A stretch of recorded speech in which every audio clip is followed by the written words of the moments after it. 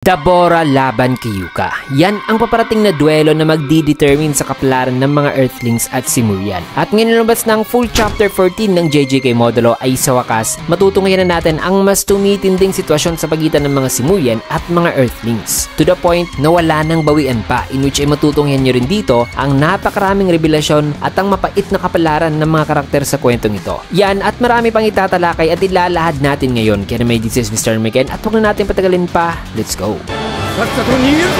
Narang. Ang pamagat ng ating chapter ngayon ay as the older brother. At nagsimula ang chapter dito sa isang eksena na kung saan ay may kita si Mino na may kausap na sabing, si Yuka po ba talaga ang ipapaharap natin dito, Miss Miyagune? Nasagot naman ni Miyagune, which is ang pangalan pala ng babaeng to, na wala raw silang magagawa. Wala na silang ibang option since alam naman natin na di nila nahanap si Yuji. Sabi pa ni Miyagune na at saka narinig mo ba ang tungkol sa sakit ni Yuka? Na nang nasabihan ni Miyagune ay sabi naman ni Mino na pero inuchay sabi naman ni Miyagune na posible nga na ang weapons raw mula sa Japan Self-Defense Force along with the US Defense Force na nasa kanilang bansa ngayon ay di pa rin daw sapat para kay Dabora. At saka baka marami pa raw ang mamamatay kung gagamitin nila ang mga available nilang military weapons laban kay Dabora. Also, labas na raw sa jurisdiction sa treaty ng mutual cooperation ng US at Japan kung gagamitin nila ang US Force dito sa Japan laban kay Dabora. Kaya tanong naman ni Mino na paano naman daw ang paggamit ng nuclear mula sa ibang bansa para paslangin si Dabora. Kumbaga magre-request sila na bombahan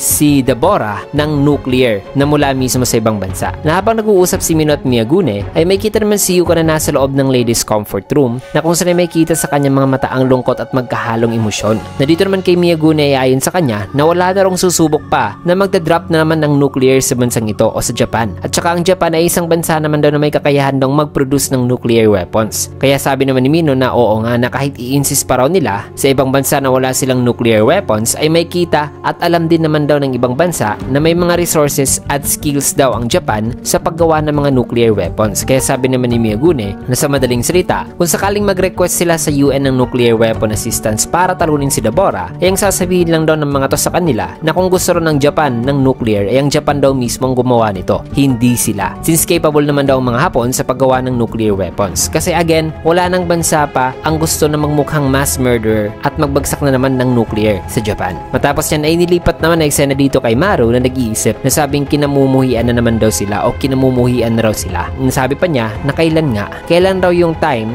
na kaya pa raw niyang makipag-usap kay Cross na walang problema. In which ay dito na ipinakita ang kanilang flashback na kung saan ay may kita na hawak-hawak ni Maru ang isang bato. Nasabi pa ni Cross kay Maru na ang batong yan ay ang tinatawag daw na mule na ayon daw sa kanilang ama na kailangan daw nila itong protektahan hanggang sa huli. Paliwanag pa rito na ang mule ay isa raw makapangyarihang bato na kaya raw mag-transform sa curse energy into a different kinds of power o ability. Nasa Simuria ay isa rin itong napaka-rare na relic o bagay na according kay Dora na nagsimula nga raw ang gulo sa pagitan ng Visconti at Romilian dahil daw mismo sa batong ito. Subalit ayon kay Maru na itong hawak-hawak nilang bato ngayon na iniwan raw sa kanila ng kanilang ama ay hindi raw pala isang mulestone kundi isang ordinaryo lang daw palang bato. So apparently, alam ni Maru na peking bato ang iniwan ng kanilang ama kaya hinagis niya ito at dinurog-durog. Nakikita naman ng labis na pagkagulat ni Cross sa ginawa ngayon ni Maru na ngay galit na galit. Nasabi naman ni Cross na bakit ginawa mo ito? Sabi naman ni Maru na kung iisipin daw ay namatay lang daw ang kanilang ama dahil lamang sa batong ito. Talaga na may nawala raw talaga sa landas ang kanilang ama bilang isang warrior o sorcerer. Nasabi pa niya kay Cross na kalimutan na raw nila ang kanilang ama. Ngunit ay ayon naman sa narration dito ni Maru na sa time pala na ito ay ayaw niya raw palang malaman ni Cross mismo na ang batong ito ay isang normal lang pala na bato. Kaya pala ay nagsinungaling lang daw siya at dinurog kagad ang bato bago pa malaman ni Cross na hindi raw pala ito isang mule. Subalit ayon dito sa isipan ni Maru na mukhang hindi raw niya ginawa yun para kay Cross kundi parang ginawa niya lang daw ang pagdurog sa batong iyon dahil sa kanyang emosyon na nararamdaman o sa kanyang galit mga kaibigan. Matapos yan inilipat na may eksena dito sa arena sa araw ng pagkamatay ni Dora sa kamay ni Dabora na kung saan ay may kita si Cross na sinabihan si Maru na umalis na raw sila kasi baka mapatay pa sila rito. May kita naman si Dabora na nakatingin sa kanila na sabing ayaw niya rong masaktan ang mukha ni Dora Dora. So this was the time nung nagalit ng husto si Maru at sumugod sana kay Dabora na pinigilan naman siya ni Cross, na habang nakapin down itong si Maru ay sinabihan naman siya ni Cross na, Maru, may problema na ba sa'yo? O may problema ba raw dito kay Maru? Nang nasabihan ni Cross na ngayon may kita na nag-aalala talaga kay Maru, ay parang natauhan dito si Maru na sa kanyang isipan ay napagtanto niya na siya lang daw ang obsessed sa prinsipyo niya sa kung ano raw dapat ang asta o ugali ng isang Romelian warrior o sorcerer. Nakagaya lang daw pala siya ng kanyang ama, matigas ang ulo at hindi raw marunong na mag-adapt at maging flexible sa kahit na anumang sitwasyon. Na ang pagiging obsessed daw ng kanilang ama sa mga Moonstones ay ang kumuha raw mismo sa buhay nito. Na siya naman daw ngayon ay ang kanyang obsession naman daw sa pagiging isang sorcerer ay ang dahilan sa kung bakit patuloy pa rin daw nasasaktan si Cross. Nabalik dito sa present ay sabi niya na gusto rin niya makausap muli si Cross at humingi ng paumanhin. At habang iniisip ni Maru si Cross ay sa isang area naman dito pa rin sa lugar na to kung nasaan ngayon si Maru ay may kita si Tsurugi na mag-isang naglalakad at nag-iisip na ayon sa kanyang isipan na may kakaiba o parang suspicious route sa istorya o ikunento raw sa kanila ng mga Simurians. Kasi base raw sa kwento sa kanila ay ang mga Simurians ay mukhang mula raw sa isang planeta na malayo sa modernisasyon, na madali lang daw isipin o i-assume na mula raw ang mga Simurians sa bansa na high-tech talaga kasi mga alien sila at saka similar daw talaga sila sa mga tao. Pero base raw kasi sa kwento ng mga Simurian ay parang ang diskante raw ang mukhang naglilid sa usaping gobyerno sa Simuria, na mukhang ang authority raw ay nakasentro raw sa diskante, na pinilit ba raw na mapababa ang rango o status ng mga Romelians pagdating sa government hierarchy doon sa Simuria. Na kung ganun ay mas lalong confusing raw ito kung iisipin, na mapapatanong ka raw talaga ng isang tanong na mahirap raw talagang ipaliwanag at sagutin. At yan ay kung sa papaanong paraan daw nabuo nila ang spaceship na Nonax. Kasi kakaiba raw ang construction nito. May kakayahan daw itong magdala ng 50,000 passengers sa space. Along with that,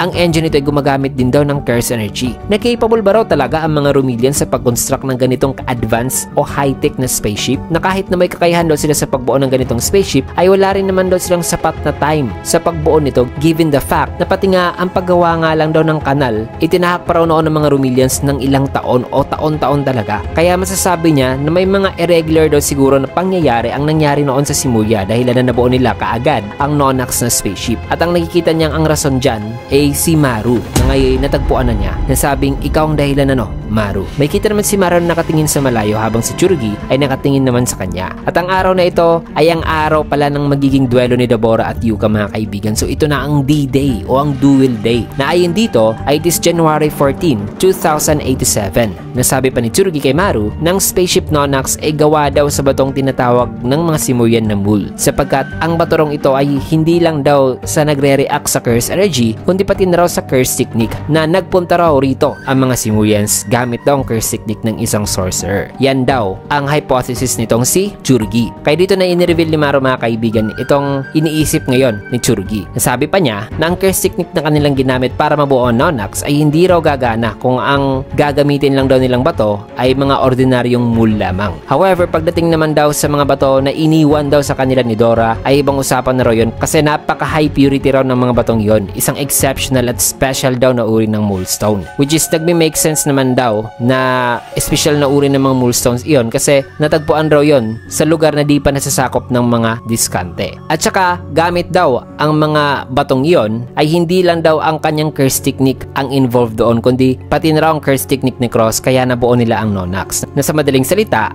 ay kumpirmado na curse technique nitong dalawa ang dahilan sa kung bakit nag-react ang mga bato noon, mga kaibigan, at nagsimulang mag-manifest into a Nonax spaceship. Sabi naman ni Tsurugi na medyo matagal-tagal daw niyang nahanap si Maru. Di raw niya inakala na may kita niya talaga ito ngayon. Sagot naman ni Maru na gusto raw niya makausap si Tsurugi ng maayos for one last time. Nasagot naman ni Tsurugi na nung time daw na nalaman nito ang kanyang lokasyon nung kinidnap siya, at nung sa time raw na nagulat sila kasi kaya raw nilang makipag-usap sa kanila ng Japanese, itanong pa niya nakagagawan ba raw yon ng curse technique ni Maru at Cross, kaya naging posible ang lahat ng yon. Nasagot naman ni Cross na oo. So apparently napaka-unique ng curse technique ni Maru at Cross, mga kaibigan, at pretty convenient ito kung tutuisin. Maya-maya pa'y biglang nagiba ang atmosphere nang sinabi ni Tsurugi sa kanya ang mga salitang Maru, pakiusap. Umalis na kayo dito sa Japan. Sagot naman ni Maru na hindi raw pwede. Alam na raw ng lahat ang tungkol sa mga kalya na nag-i-exist dito sa Earth. Tanong naman ni Tsurugi na alam mo ba ang tungkol sa duelo na mangyayari kay Dabora at Yuka. Sagot naman ni Maru na sabihan mo si Yuka na mag mag-withdraw na sa duelo. Kasi ang outcome ay parehas lang din naman kung lalaban sila o hindi. Nasagot naman ni Tsurugi na di natin alam ang tungkol sa bagay na yan. Si Yuka ay may sakit at mas lumalala pa raw ito sa napakabilis daw na paraan na di raw talaga nila inasahan. Na ayon pa kay Tsurugi na isa raw talaga siyang hangal na di niya raw kagad ito nalaman. At habang nag-uusap sila rito, ay may kita na ang lokasyon nila ay malapit lang pala sa airport. Like man, nagkaka-PTS din na tayo sa airport no? Anyways, sabi dito ni Tsurugi na di pa raw talaga nila malalaman ang resulta ng duelo kasi may tinatawag daw dito sa Earth na binding vow. Isang uri ng sumpa na pwede rin daw gamitin ang buhay bilang kapalit. Inuchi sagot naman ni Maru na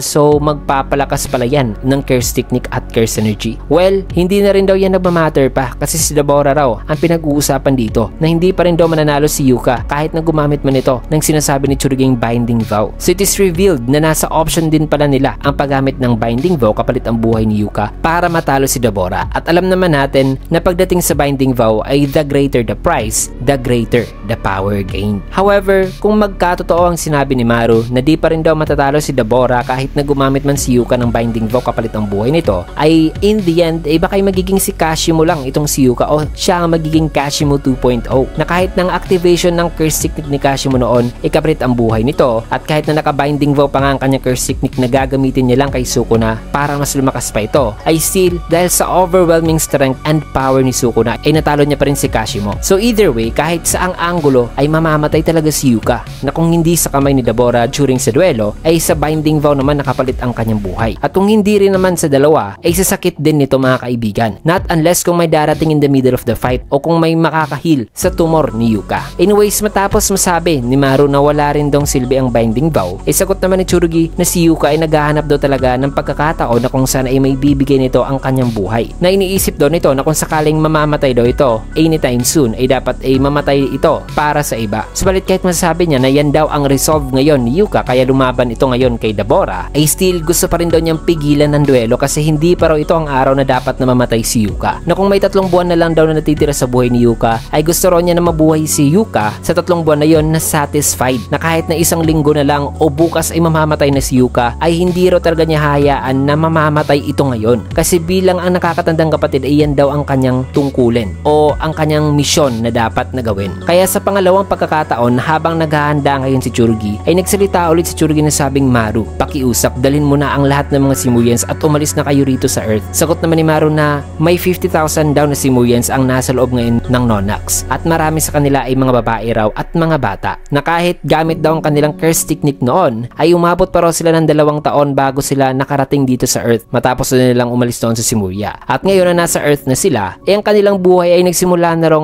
mag-iwan ng ugat dito sa Earth na ang lahat daw sa kanila ay takot na raw na kung aalis na naman daw sila ngayon na baka this time ay mamamatay na lang daw silang lahat sa gitna ng kadiliman o sa space na di nagtagumpay na makapunta sa iba pang planeta. At may kita mga kaibigan na grabe pala ang dilim ng space na dinaanan nila patungong Earth at umabot pa nga sila ng 2 taon dito sa space mga kaibigan para mahanap lang ang Earth. Kaya understandable din sa kung bakit takot na silang umalis ngayon. Na ayon pa kay Maru na bumaba na sabing wala na raw silang lugar pa na babalikan pa sa Simuya at wala rin daw silang ebidensya na kung sakaling aalis man sila may makita na naman silang another planet mga kaibigan na pwedeng tirhan. Kaya humingi siya ng paumanhin kay Tsurugi na sabing paumanhin Tsurugi sapagkat hindi raw talaga siya pwedeng umalis o hindi raw talaga sila pwedeng umalis. At kung gusto raw ipaabot ngayon ni Tsurugi ang concern nito kay Yuka kaya ay lalabanan siya nito, paano naman daw ang mga Kalyan at higit sa lahat paano naman daw si Cross na hindi naman niya madeded mga kaibigan ang nangyari sa kanyang kapatid. Nananasabi yan ni Maru dito na magkasabay na naghandaan dalawa at nagalit na itong si Tsurugi na pasigong sabi na paumanhin.